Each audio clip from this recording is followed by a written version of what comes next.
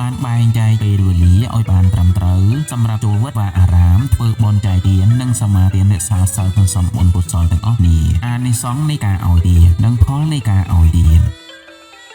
តែចិត្តរបស់គេមុននឹងធ្វើទានមុននឹងធ្វើបុណ្យម្ដ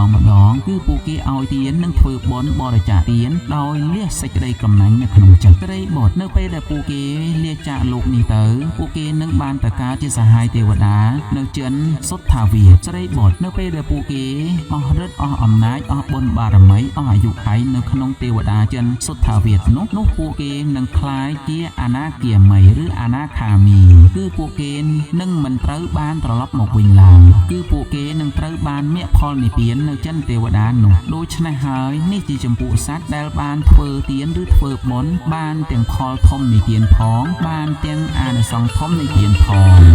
ង